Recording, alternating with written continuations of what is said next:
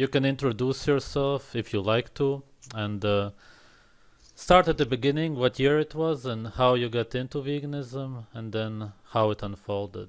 Okay? Okay. So my name's Sam. My complete name is Samia, but you can call me Sam. I'm originally from Mexico. I'm from Acapulco. And I have a mixed background, so it's very hard for my stomach to know what to eat because I'm German, Irish, and Mexican. So it's very hard. But how did I get to veganism? Curious, it was through the spiritual route, but also because I grew up loving and adoring animals because I'm the only child. And my dad passed away when I was 6, so my mom was forced to work a lot. And I had all the animals that you can name because, you know, they were my companions and I loved them. I took care of them. And I just got to understand them very well. And I know that they feel and that they're sentient beings, honestly. So I just love them so much. So through that route, I was introduced to it. I was hanging out with a bunch of people that were very into sun gazing and into Pleiadians and grounding and, you know, Pleiadian healing and all of that stuff. A lot into fitness and detoxing programs. They actually had a clinic for that back home. That was in 2010, beginning of 2010. I live in Canada actually, but since 2006, but I've moved back and forth to my hometown because it's really nice. Like Acapulco is a beach and I have family there, friends and such. So I started hanging out with this group of people, and this person, one of the uncles of this guy, he said, why don't you do a detox program? Because, see, when I was a kid, I was a very picky eater. Like, picky as, you know, my mom would force me 2 hours to stay on the table to finish my food, and she used to give me vegetables with chicken, and if I didn't eat them, she would blend them for me until I finished that mush of soup, you know? But obviously I wasn't picky for junk food. So I was always sick when I was a kid, tons of fever, tons of tonsils infections, a lot of back problems because I don't know, due to a little bit of malnourishment, I guess, because I wasn't eating properly because everything hurt my stomach. Like my mom used to send me with apple juice, like recently pressed apple juice to school. And I would have such a terrible stomach ache at school that I would cry. And she wouldn't believe me that my stomach hurt. She just thought that I didn't want to drink the juice because I was a picky eater to begin with. So she changed it to carrot juice, and it was even worse. So because I had all of that story of being sick as a kid and such, this guy recommended, why don't you do a detox program? And I was like, okay, what does that entail? So this program, it was just, you know, basic non-fat meat, a couple of vegetables, and a ton of supplements that he gave me. So my mom and I went to this detox, and I felt really good. And then I just started looking into how come I feel good if I removed all those foods. And then all of a sudden, I just was removing stuff. But paired to that, these people were into Pleiadian healing, right? I don't know if people know what Pleiadians are, but supposedly that I don't believe right now anymore. They come from the Pleiades, which is a cluster of stars, and they're this amazing, incredible beings that are superior to us, and through channeling of their energy, you can heal someone, which today I believe is complete crap. So this Pleiadian healing protocol entailed to clean your body as much as you could from animal foods. And that, not that I was healing, but I was listening how these people were doing it. And through that, I got into this other belief that is honestly ridiculous now that I think about it. But it's a book called The One Being. And it's supposed to be a channeling from, again, beings from another galaxy or whatever that tell you how to ascend, right? How to be a better being in this world. So at some point you could ascend to whatever dimension, which was, I think the 6th or the 5th, I don't remember. But through those books, which were like 5 books that I read so much, these beings asked you to not eat any animal food or any junk food. So that's how I started. And because I was researching on how to eat like that, I have to say also I'm a chef by profession. So I love cooking, even though I'm a picky eater, which is funny, but Um, through these books, I got researching on how to stop eating animals and how to do recipes, and veganism came up. So I was looking through veganism, and of course, you have to go through the whole university of forks over knives and, all these videos that are completely gruesome. I was traumatized for like 4 months. I still can't even think about those videos. They're the worst thing I've ever seen in my life. So I think I was crying like literally for 4 months when I saw those videos. So I said, no more, because obviously they get you through there because you don't know that there's other type of farming. Like, it's like gases. It's like we forgot what basic biology is just by watching those videos. We forgot how the planet works in symbiosis. And we're just paying attention to the factory farming videos that they show us, right? Mm. So at that time, also, I had already come back to Canada. I started being vegan in 2010, but I came back to Canada 2012. And a friend of mine also recommended to do a juice detox, because through my veganism experience those first 2 years, probably it was a little hard because I was in Mexico, and veganism in Mexico at that time was nobody knew, right? So sometimes they would put cheese accidentally on my food, or they would make it with lard, or because in Mexico it's very common to have those types of food included, right? Without even knowing. So even if I wanted to be full vegan, I was still kind of like introduced to those foods because of a mistake that the chef had done or whatever, right? I wasn't as picky as I became later, which I was pretty bad. So I came back to Canada around 2012, and a friend of mine said, why don't you do a juice detox? Because I was still feeling not 100%. So I went on a 7-day juice fast, and that's when I felt like I was flying. I felt like, because obviously I really got rid of everything that probably was junk in my diet. And like every other vegan, at the beginning you feel amazing, right? You feel like you're flying, literally. Like, my body was feeling great. So those 7 days I finished, and my abs were flat. I was looking great. At that moment, my skin was looking great.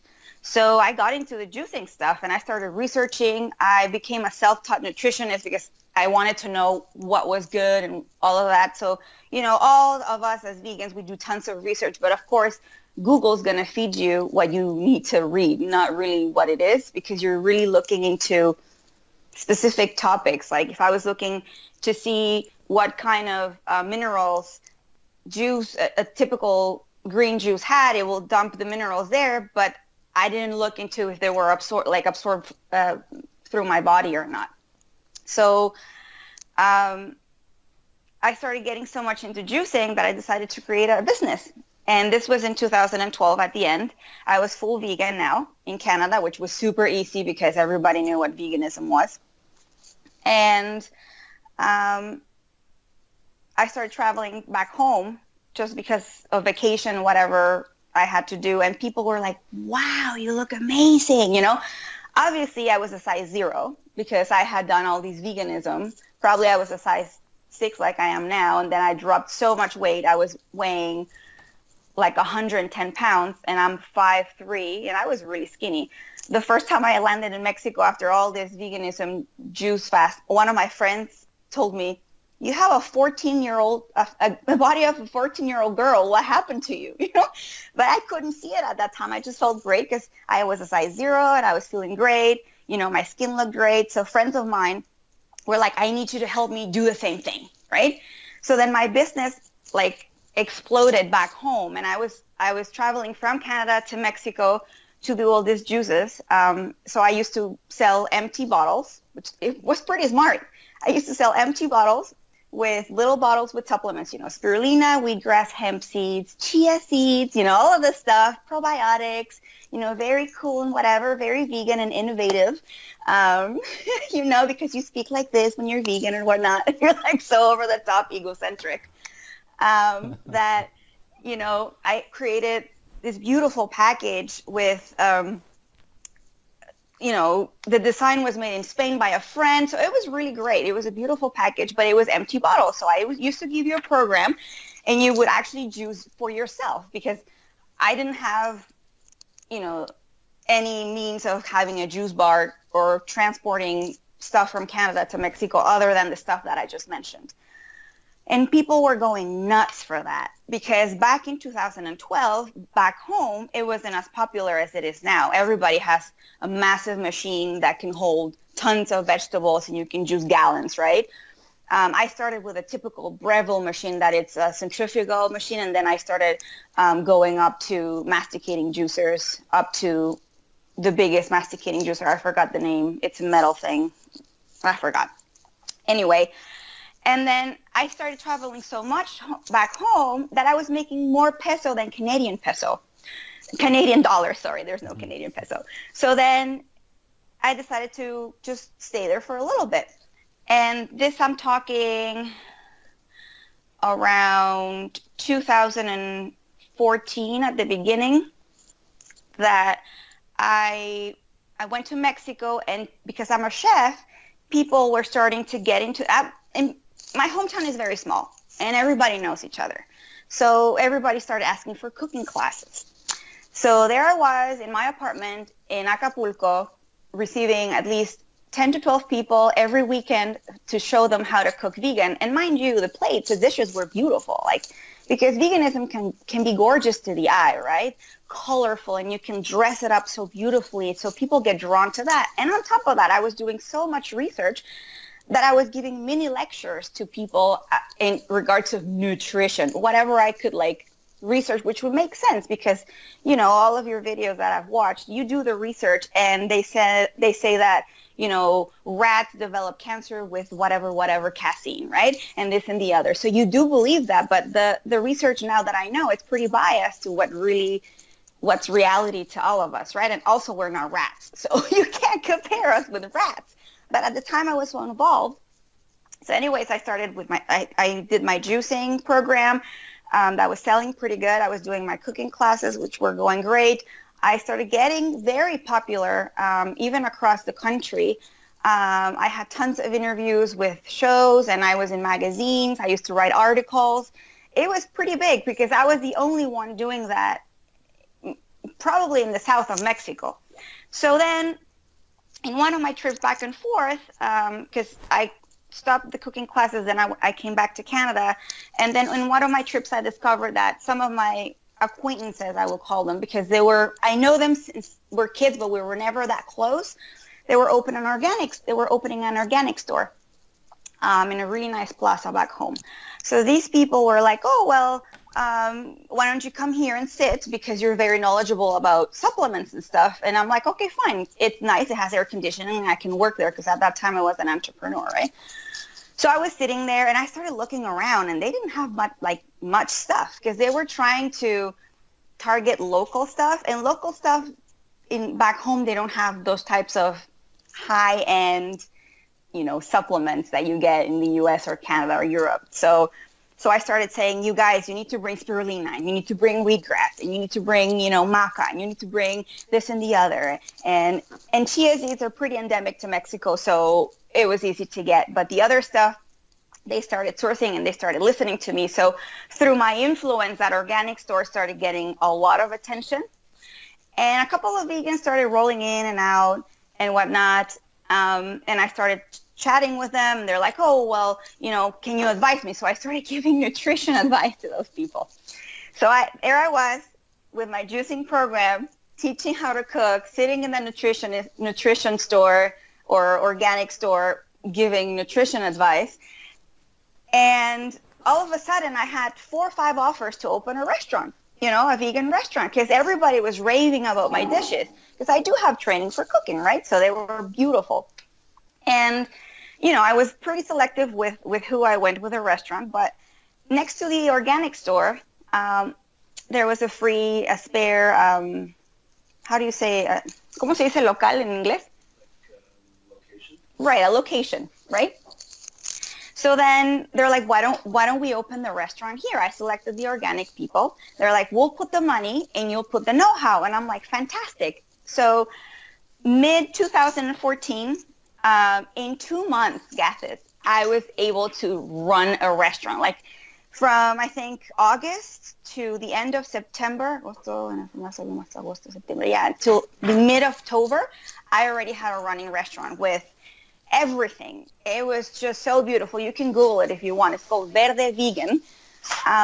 It was just an attractive, beautiful, high-end restaurant that nobody had, and it was vegan and it was innovative. So people started coming, and we had juicing programs for everyone. Obviously, my juicing program started to run through the restaurant. And at that time, I met my husband, so we got married. He helped me open the restaurant.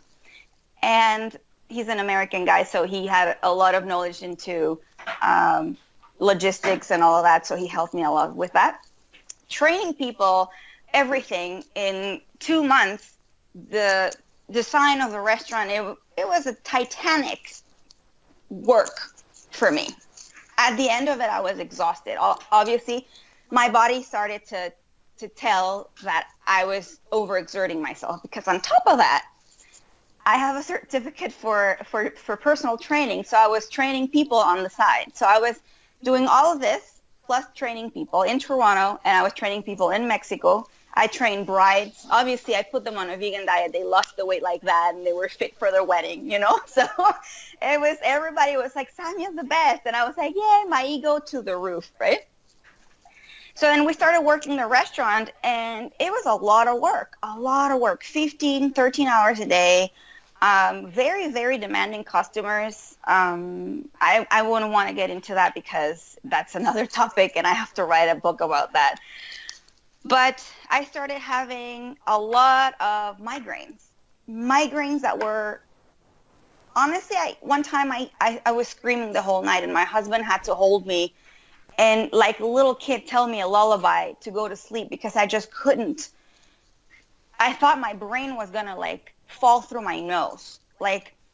Then, because I already had problems with my back when I was a kid, I had scoliosis, and second vertebrae apparently was shifted like this. So I always had like a ball here, and I had to go to the chiropractor since I was 9.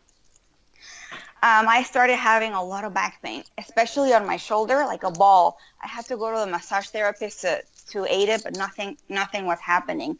Then I started to become really snappy, I had to hide from customers because I didn't even know how to put a good service face to people.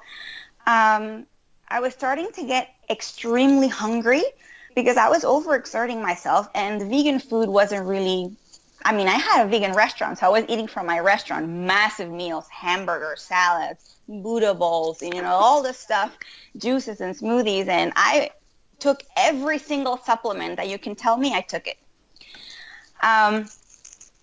So I started breaking out here. I still have some scars from that, but they weren't pimples like normal pimples. And I also never had skin problems like everybody else in your videos say I never had skin problems. Well, I started having like cysts, and they were so bad that you couldn't break them out. Like even the person that, a professional would be like, you have to let it be, because if I open that, you're going to have a massive scar. But they wouldn't leave in like 2-3 months. So obviously I had a ball there on my cheeks and sometimes on my forehead, and I started poking them because I was so sick of having those balls on my face, and I have so many scars. Then I started having the rash that you get at the end of the lip here, that is like really scaly and itchy and red. So I was trying to cover it up with makeup. Then I started getting dandruff. Then what else? Depression, crying all the time, bloating like you have no idea. My shorts wouldn't fit. And this is like at the end of 2014, because I already had worked the restaurant like 3 months, so I was very stressed. Also, I started becoming a little bit anal, to not find a better word, with like waiters and people from other restaurants, because I was like, you cannot put any animal product on my food. It's disgusting. It's revolting. I don't want anything like that. And my friends started hating me, like my friends started being like really different towards me. I would have appreciated if they would have told me straight up how they were feeling, but instead they were starting to talk behind my back. And I could feel they were they were a little strange. And years later, they told me it was because of that, because I was terrible with the service, in restaurants. But then Mexico is a very special country, and I love it. I would give anything to live there. But there are some times that the infrastructure doesn't work. So everything was broken because we live in in a beach town, and we had a restaurant. Sometimes we wouldn't have water for 2 weeks. So how was I able to wash tons of vegetables and fruits for the restaurant, for the vegan restaurant, and raw vegan as well, without water? How would you even shower, right? So you have to find out ways to find drinkable water to wash kilos and kilos of lettuce, And my husband and I sometimes would have to shower with pool water or rainwater. So my husband, being American, said, you know what? I didn't know how good I had it until I came here, because we're so stressed. We have no water. Oh, sometimes we didn't have electricity. In Acapulco, it's always 30 plus degrees. Inside the restaurant with the direct sun, we were boiling. So I was starting to really fall apart. We were having terrible fights because he became vegan too. So, we were all skinny and stuff. And I said, that's enough. I don't want to live here anymore. I'm tired of this. Let's go back to Canada. I love Canada. I've been living there for so long. Let's go back to Canada. So we packed up our stuff. I left the restaurant, and we came to Edmonton, Alberta, because I used to live in Toronto before, but we came to Alberta, to the west. And because in Mexico, you have all of the fruits that you want. It's a tropical weather, and it's cheap. Avocados, you name it. You can buy thousands of avocados for cheap. But here, it's a different story. Everybody has to bring everything from my country or even farther south. So in order for us to eat vegan, it wasn't as easy as eating vegan in Mexico. So we started resourcing into junk vegan food, right? We started eating vegan sausages and vegan cheese. And I was craving for that because we didn't have any of those products back home. And I also truly was craving real sausages and real cheese, but, I was vegan. So I was preaching vegan and pushing vegan and everything vegan. I had a restaurant vegan and my juicing vegan and everything vegan that, I had to eat vegan in the first world, like sausages and cheese and whatnot. Well, I started adding that to my diet. That was it, I was working at that time. That was at the beginning of 2016. I was working with managing some properties, and I had to commute a lot, and we didn't have a car yet. So I used to take the bus. I would sleep on the bus, sometimes miss my stops. I had to come home midday to take a nap that I said, it's going to be 20 minutes. No, it was 2-hour nap. And I would wake up, and I was groggy, I couldn't even open my eyes. I started getting more dandruff. My teeth started bleeding. I started to get teeth sensitivity, because again, like every other person in your channel says, I never had problems with my teeth. I could always buy a lollipop, a popsicle. Back home is always typical because it's so hot. But now I used to touch something cold, or even here in Canada, minus 30 degrees, breathe through your mouth and my teeth were aching. What's going on? My joints started hurting. But the worst part is that I started gaining weight, but tremendously. My face starting to get poofy, and, nothing fit. From size 0, I went up to 2 or 3 sizes up. I was like, what's going on? Maybe I'm not working out enough, Maybe I should just dump the junk vegan stuff. So then I dumped the junk vegan stuff, started going back to my juicing. I'm going to cleanse, I'm going to detox and whatnot. I'm going to laugh because it's so ridiculous how you think you're cleansing and you're dying. But anyway, I'm going to cleanse. So I did the juice detox, and I lost a couple, but it wasn't like before. My body was not responding like it used to respond before to detoxes, because you can't imagine how many detox programs I did to myself with juices, because I was selling that. And sometimes my friends would be like, okay, but you do it with me. Or sometimes I would travel to another state in Mexico, and I would have 15 people, because they would join together and say, come with us, we'll host you here, and you'll do the juices for us. So I would have to do the detox with them. I remember one time I went to Chihuahua, which is in the north of the country, and I had, like a group of 20 people. And mid-detox, I was like, you know what? I'm too skinny. I need to eat something. I was eating vegan, but I just couldn't even finish the detox because my body couldn't handle it. I was so skinny, but I just didn't see it that way. I was like, oh, well, whatever. I'm hungry. I'm just going to eat. And I broke the detox. So back here to Canada, I just couldn't. Anything. I couldn't live. With all the symptoms that I just mentioned plus others, I started getting horrible PMSs. Like I had to go into a bathtub for like 2 hours with hot water and Epsom salt because I just couldn't even, the pain was terrible. We moved from one place to another and my back started falling apart. I already had those problems. Well, I can't even describe the terrible pain that I was having in my back. My husband had shoulder surgery. And they give him really strong medicines for his pain. And then when he got healed and I started getting this pain, I started taking those medicines. It's illegal, but I started doing it because I was in so much pain. I don't even know the name of the pill, but it's like a really standard drug that makes you sleepy, after a surgery. And I remember just popping the pill and just watching TV and doze out and go to sleep. So I became a little bit addicted to pills because I was in so much pain for my back. At some point I went to the chiropractor and they're like, oh, well, you have 2nd-degree degeneration in your neck. And I'm like, huh? What does that even mean? They're like, well, your neck is, first of all, it's not curved, it's straight. And second of all, the bone's degenerating. And I'm like, but I'm 33 years old. Like, how is that even possible, So paying chiropractor bills, drinking these pills to numb myself after a long day of work, because I started working somewhere else that was very demanding, coming home, bus riding for 2 hours a day, still trying to eat vegan and stuff. What else? I had other symptoms, but I don't even remember. All of them, I had them.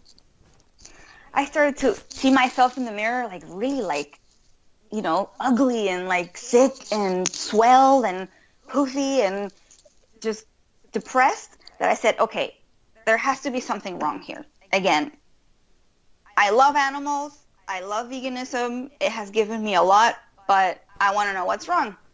So again, I started researching and I literally put in Google all of my symptoms and insulin resistance came up.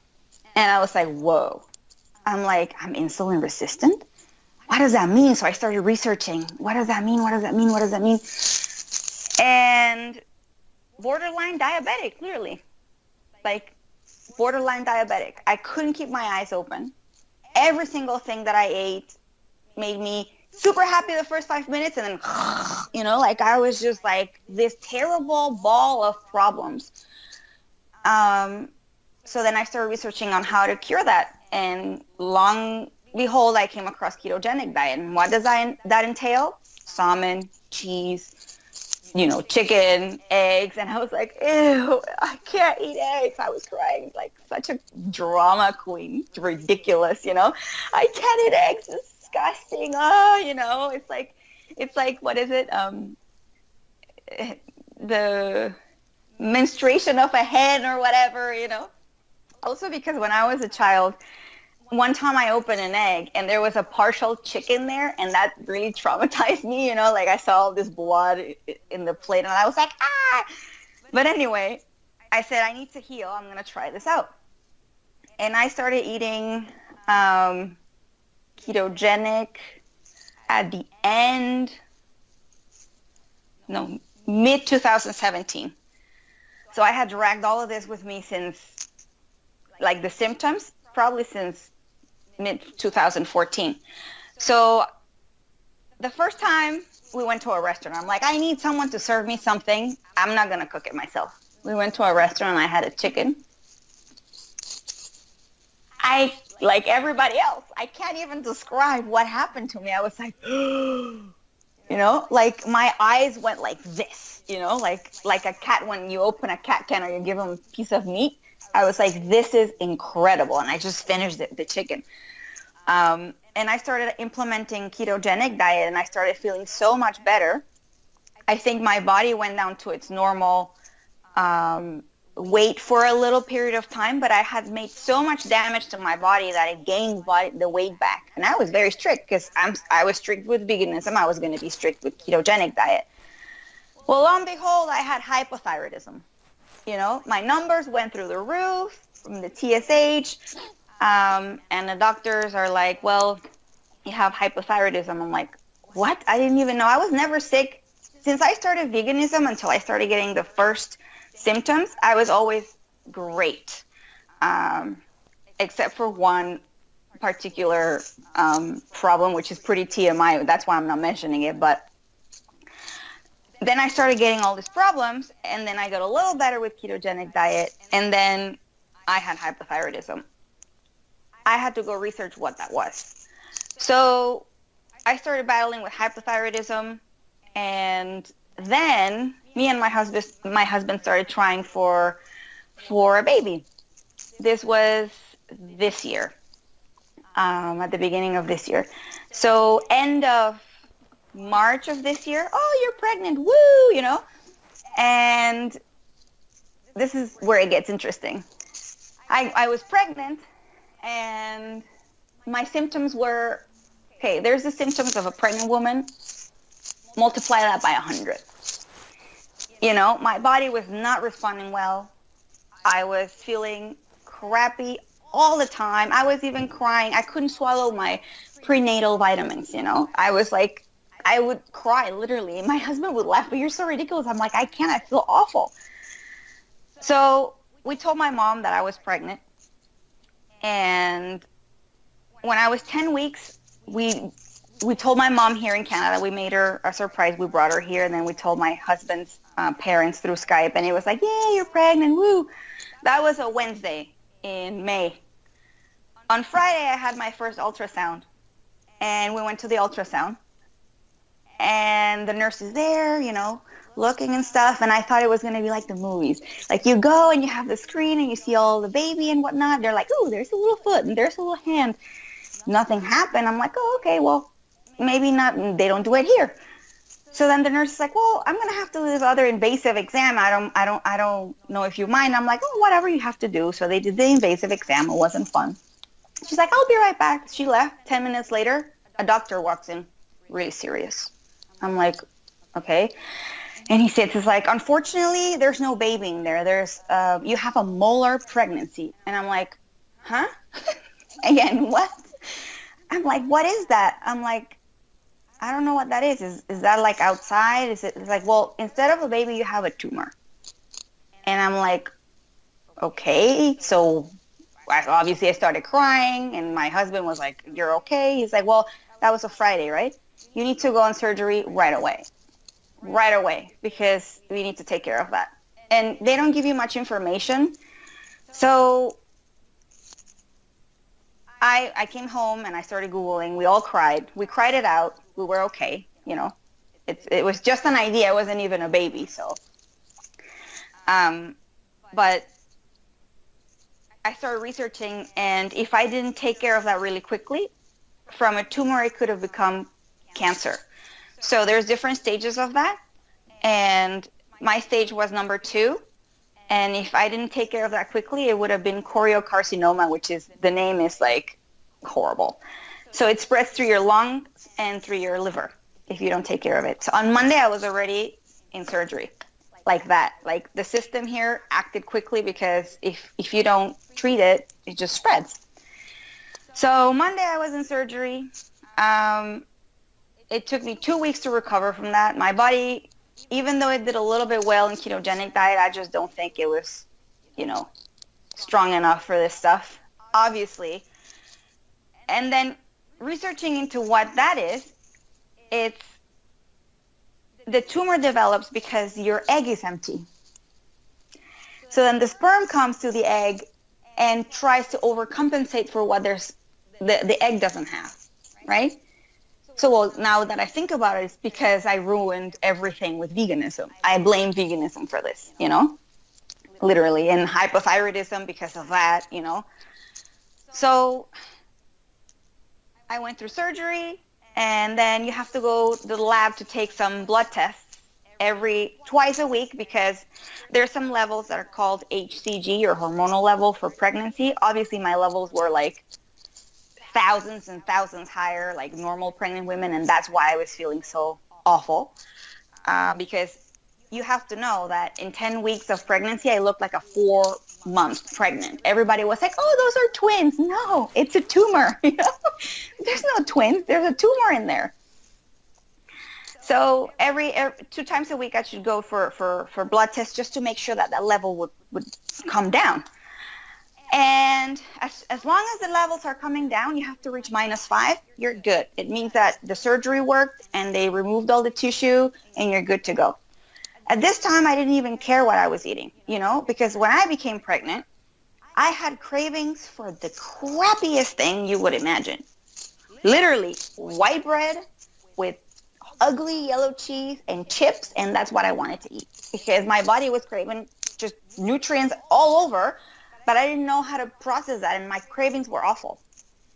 So one time I go to the lab and my numbers went up. That means the tumor grew back. And that means that they had to refer me to the cancer cross because I was going through chemotherapy. So then that happened this year. I started chemotherapy June, and I finished at the end of August. I had 4 rounds. Luckily, I had a lot of hair, so I just lost 3/4 of my hair, which I'm really grateful for that. And we just had the most, I don't know, tough year, because my body is just recovering still from all of that. And then you put it through all of that. I don't even know what to do anymore, Like I'm so confused. Like, I've observed people that are carnivores and such, but I'm so scared of even trying anything new. But I know that if I eat something, I wreck my intestines. There has not been a day in like 4 years that I haven't had diarrhea. It's insane, and I've gone through probiotics and this and the other. Keto obviously helped a little bit, but not as much. So now that I have all this history of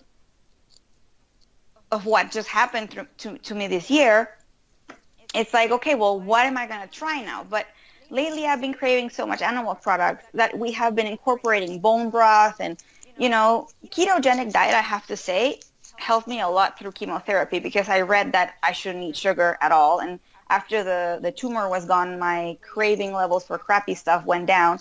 So I ate ketogenic throughout my whole chemotherapy, and I think that helped for me just to have 4 rounds, because the tumor didn't have anything to eat, because they ferment and they eat sugar fermentation. Even the doctors were like, "Oh wow, that this diminished really quickly," even with the chemotherapy, because some ladies go through like 10, 12 rounds, and I just went through 4, right? But overall, at the end of this whole journey, I'm so confused with food now. Like, I'm so confused. And, I watched the lecture that you posted about the doctor. I don't know what her position is, but she's talking exactly about basic biology, about how cows and this and the animals and the environment and how we don't digest plants. And when I was listening to it, I'm like, it's like I'm back in school. Like, how did I ever forget that? But now I have to apply it in my body. Lately, I joined a program for regulating the thyroid. And because I was a mess, I wasn't sleeping at all, through chemotherapy, I barely slept. I had panic attacks. And I wasn't sleeping at all for so long because of veganism too, that I ruined my circadian rhythm. And then here in Canada, the sun goes down at 4 p.m. I barely receive any sun. Like, if I go to the office at 9, the sun's just rising, and I come home at 4, I have no sun. So I joined this program where they put my circadian rhythm in order. I do certain steps that I have to follow in order for my body to start learning how to behave itself again. And I'm happy to say that from 6.3 TSH, which was high, in the first month of this program, I came down to normal to 3.1. But I still haven't figured out the food. Like they give you a list of foods that you can eat, but I'm not satisfied with the list of foods because now I hear that, spinach has this and the other one is an anti-nutrient and this one has this. And I'm like, I'm so confused. Why couldn't I just eat normal? Because I was always the weird bug. Everybody was like eating meat and they're like, ooh, you don't eat meat, you're weird. But I was like, yeah, veganism and preaching. You become like a pastor for this. It's ridiculous. So yeah, I try to sum it up because there's many details in between that I didn't include, but that's roughly how it developed. Mm. How did you handle the cold in Canada when you were vegan? Oh, I was always cold, but I was a tough vegan. I was a tough vegan Canadian, and I would just go out and just have the regular clothes, but I was always cold, especially at home. One of the things that I forgot, and thank you for reminding me, is that I used to meditate a lot in 2012 to 2000. Well, since I started because of the Pleiadian, subject and such, but I used to meditate, right, for like half hour. And after every meditation, I would pass out for 2 hours because I was an entrepreneur, right? So I didn't have a schedule. I would literally meditate and then just flop to the floor and sleep there for 2 hours. And I thought that was normal. Like ridiculous. But no, I was always cold, especially inside of my house. Yeah. What do you think veganism is about? Where does it come from and where is it heading? You know what? I find it such a strong agenda. It's like, right now I see it as fluoride in water, It's just like leaking everywhere. Like now every restaurant has to have a vegan option. Everything in the supermarkets has to have a vegan aisle. Everybody knows what veganism is. Governments support it. Nutritionists support it. Life coaches support it. But I think veganism came from different aspects. But if I had to bet into one, it's more into, like, it was more from spirituality, from like cleanse yourself, ascend and be better than everyone type of thing, And then obviously you put forks and knives in front of anybody and anybody's going to become vegan. If as dumb as we were, because I was dumb, like just to go and take leaps of faith because of Pleiadians and, forks and knives and Gary Yourofsky, this compelling video in a university. And this guy has, he's right. And because it comes from a spiritual background, in my belief, I think it's pretty religious. Like it becomes a religion. And okay, I'm in a group of 10 people and I'm the only vegan and everybody's asking, where you get your protein from? How do you blah, blah, blah, how this and the other? And you start preaching, blah, blah. Even if you don't convince them, it's all that you talk about. It becomes your life. It becomes everything, It's not a diet. It's a lifestyle. Woo! It become that type of cheerleader for this religion that it's absurd, It's absurd. It's complete madness and it's sickening and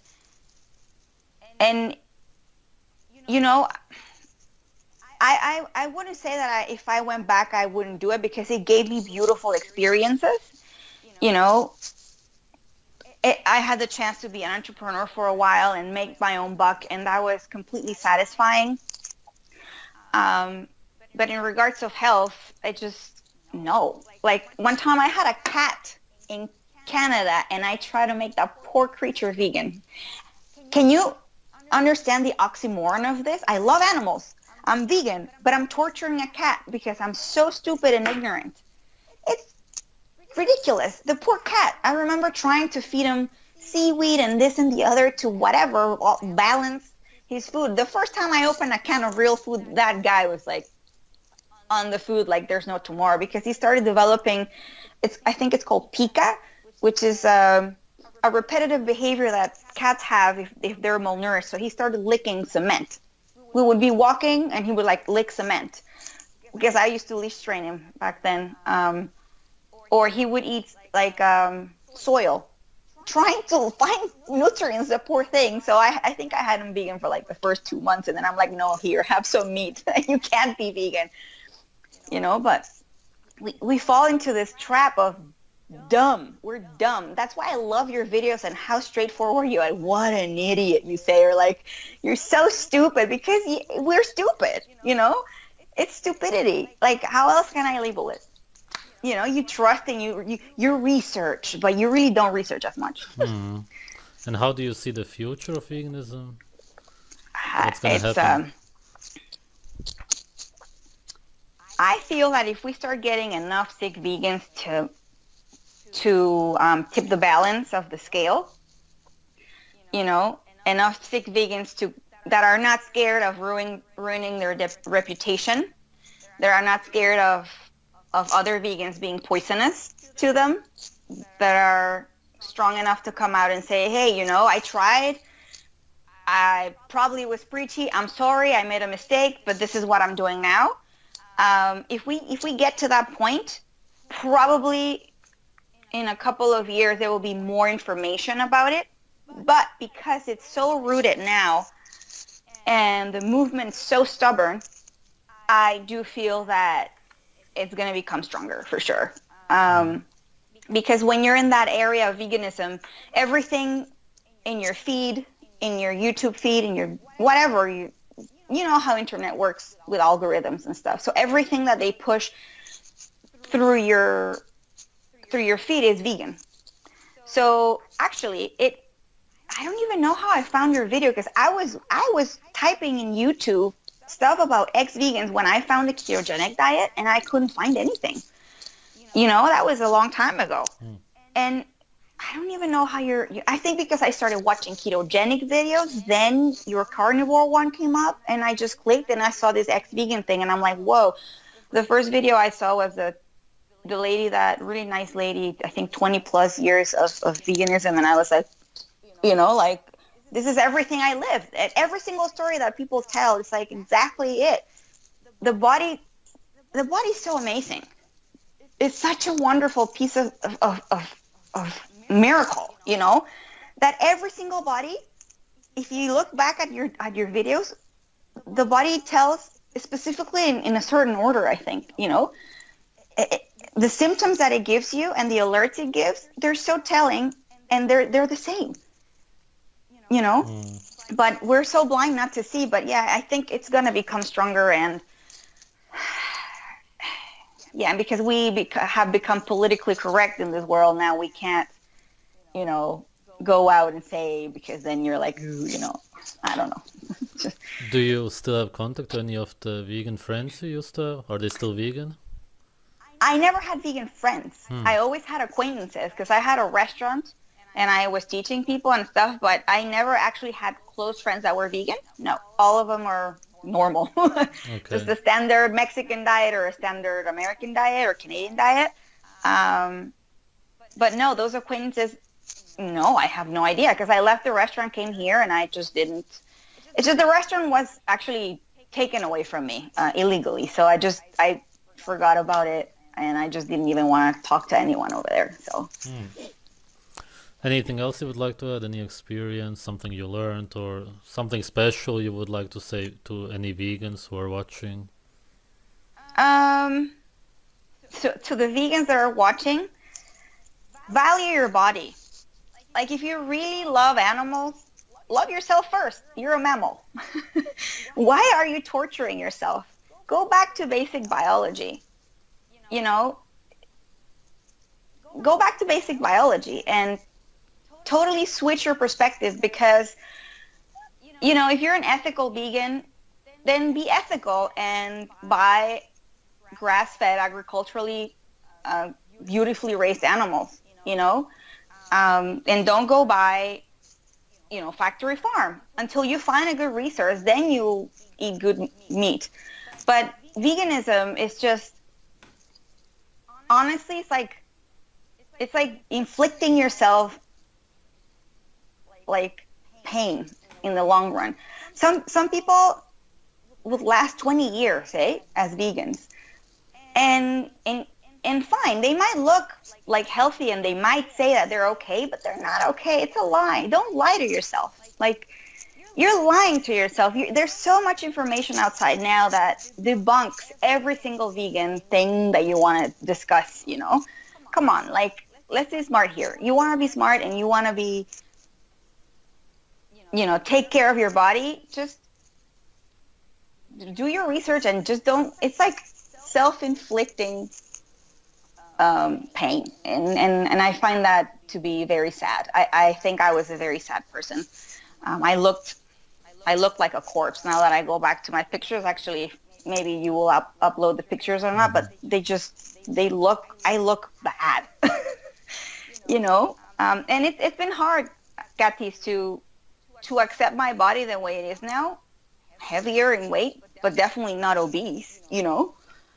But I was a size 0 for so long that now all of those clothes I had to either give away or throw out. And that's pretty bad for my psychologically, especially with this society that sells Instagrammable bodies all the time, you know, perfect skin and whatever, you know. It's been hard to accept my body the way it is now, but if my body is starting to become healthy and I can find a true path of nourishing my body without inflicting pain and actually healing it from all the damage I did from veganism, like, vegans, don't waste your time, man. Just don't waste your time. You're wasting your time. You're wasting your money. The stuff that you do is not even vegan. You can't tell me spirulina is vegan. You can't tell me, you know, the supplements that you eat are vegan. Your cashews are not vegan because there's like slaves picking your cashews. Like, you know, there's so much depth into it that, you know, that's what I would say. Why do you think vegans lie to themselves and others when they have health issues and don't tell anybody? Is it a mental issue or even a mental illness in a way? It's all about ego. You know, because when you're vegan and you can post beautiful, colorful pictures, or you can become a beautiful YouTuber that, you know, is a size 0 and your arm's thin, you know, and you go like, ooh, my arm is thin, and, you know, look at my abs. And that's exactly what the mainstream promotes. The skinnier you are, the better. Or, well, now, if you're a little bit more overweight, the better too. It's like there's no middle ground, you know, like these models now that are coming out that are like plus sizes. Now that's beauty too, which is great, you know, but if you're healthy, you know, if you can prove with a doctor and a blood sample that you're healthy, then go ahead. But if you're lying to yourself just because you look pretty on Instagram or you look pretty on your YouTube channels and you're popular and you don't want to lose that, that's pretty egotistical.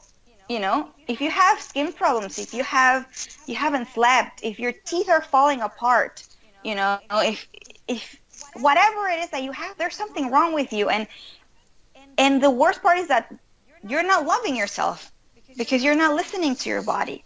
You know, you're loving the animals and whatnot. You're actually elevating a pig to the level of a human because that's what it is. Oh, they suffer so much and whatever. Yes, it's wrong, but they're not the same as a human. I'm sorry.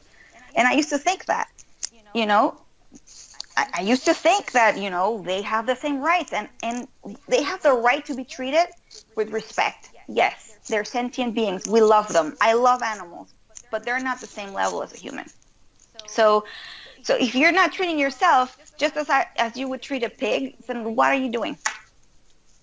You know, like it's ego. And yeah, a little bit of mental illness, to be honest, because you start losing your mind when you don't have fat for your brain, you know? All right. Yeah. Thank you for sharing. Yeah, thank you for inviting me. And then I'll keep watching your videos and see what else, because it's so interesting. It's amazing. Thank you. Keep up the good work. Yeah. Come to Canada. Yeah, sometime.